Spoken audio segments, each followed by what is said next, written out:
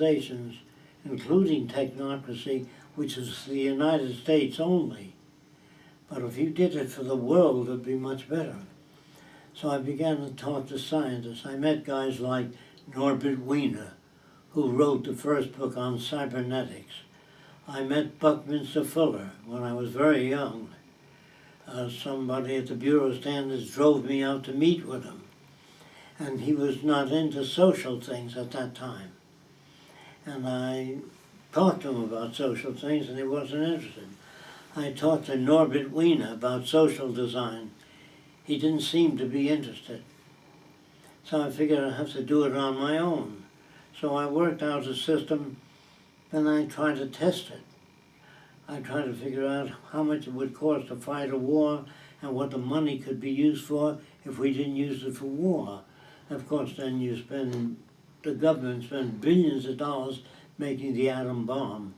If they spent that money working on how to solve the difference between nations and bring them together, I figured that'd be much better. So I was off on my own, talking to my friends about social design, and they all seemed to like it. But we had no power. I was just a kid then. And I would say the first time I talked about social design, I was about 14 years old, or 13 and a half. But it wasn't well worked out. And as the years went by, I made it tighter, better, more efficient, and began to present the ideas. Well, I wasn't very successful. And then I became better at it, and I can turn people around and get them to see the benefit of it. But it was during the Depression that people concerned themselves with the future. While they were working, they didn't care. Every nation and every family was interested in its own well-being. Then when World War II came around, it was World War II that pulled us out of the Depression. All the aircraft factories expanded, all the factories expanded, and they hired people again. It was World War II that gave people money to buy houses and cars, and we went back into a boom economy. Then after so many years, the beginnings of automation came in, and it took less people in factories to turn out more goods. And I figured, gee, if we only use automation to free people from monotonous, boring jobs that could be automated. That was very uniform jobs like drilling holes and making standard parts. But automation did not get into complex systems at that time. Then they began to get into more complex systems. And I wondered, how far can automation go? And I tried as a kid to extrapolate, project automation. And I felt I couldn't do very much. Then a company from Mexico called me. I had a kind of a lab where I sold products. I developed new products and sold them. They came up to me and they said, Jacque, can you make a machine to sort out beans? I said, I don't know what you mean. They said, well, when we grow beans, we put them on a production line and women sit there picking out the black beans and the white beans, putting them in different boxes. They said, can you make a machine to do that? So I designed the first machine with a lot of tubes on a wheel and a vacuum in the middle. And it turned into the vat of beans, sucking one bean up to each tube. There were hundreds of tubes. It turned like a wheel, sucking a bean up to each tube. And if the bean were black, a photoelectric cell put a spring out there and it filled up the boxes with beans. All these women were laid off.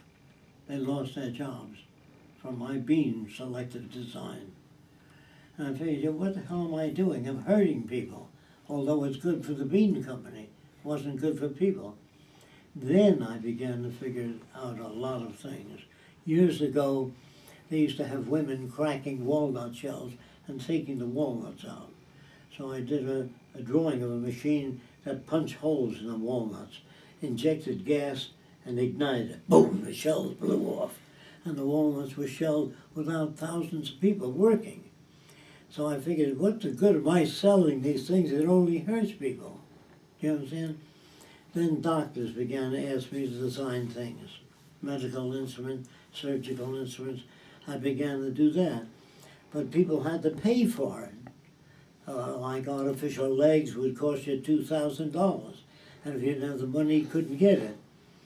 So I said, well, am I wasting my time designing products? Why don't you work on your society and see if you can design a society where people get more time off, better education, medical care. So I asked, well, how can I design hospitals? How can I design, and I worked on the circular arrangement. It was much more efficient. You can handle more people at a time. And then I figured, well, how does a doctor know things? Well, he goes to medical school and they show him. This is psoriasis, this is measles. He has to remember those pictures. So I figured if you took a photograph of every known skin disease, put it on a machine, and then when you came in and you exposed your disease, the machine would tell you the latest treatment for it. So I figured I'd be putting doctors out of work. So I figured I'd design a society where machines do everything. Now I felt, well, how can a machine know what to do? So I began to ask questions. How does man know what to do? Somebody has to tell him that if you put plant seeds in the ground, you have to water it. And then if the soil is not dark and rich, you can't grow food. People have to learn those things. Now, why can't we teach that to computers instead of a man? Show a computer how to do things. The way you do that is you take pliers and you tighten a wrench, and all those movements are recorded on the computer. So it comes down, turns the parts just like man has to learn. Man isn't born speaking English. And then machines were developed that could read. I don't know if you ever saw them. You write script or you print script and it talks as it reads. There were machines doing that. And then there was talk about rockets being fired. A guy named Goddard, an American, he worked on rockets, trying to get them to fly high. He said if I talked about rockets in the scientific community, they looked at me as science fiction. So he said he was ashamed to talk about rockets. In Germany, when they talked, they listened, and Hitler gave Werner von Braun the right, go ahead, develop rockets. There were many scientific people that were ahead of their time, or the times behind them. And the Army couldn't understand the benefit of war tanks. And when the war tank people came in, they poo-pooed the airplanes. They said the airplanes can't sink a ship and all that. So they won for a long time. But the Navy kept getting angry, and the people said airplanes could sink a warship. They said, you can't. The warship has 18 inches of steel. So anyway, the Navy got so tired of that, they said, let's have airplanes trying to sink a warship. And they did. They sank the warship. So that changed, and the aviation men became important, airplanes. But then the guided missile people felt they can design missiles to go right to an enemy country and explode it. The airplane people fought them. Do you understand? Then the laser people came in, and the missile people fought the laser people.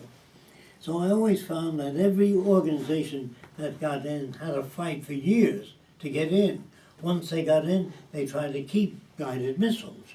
The laser people, when they got in, tried to keep lasers going, you know what I mean? And we had no objective group, because once the cavalry is moved out, they lose their position of authority.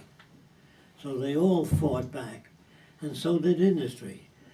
When industry designed a production line, they wanted to run it for so many years to get their money back. And then there were inventors that kept inventing new production lines. They said, wait a while, let's run this for 2-3 years and get our money back, then we'll put in a new production line. So every little group fought for its own existence, and we never moved forward as fast as we could. So I felt that if every 6 or 7 years we changed the production line, but that would have to be public ownership.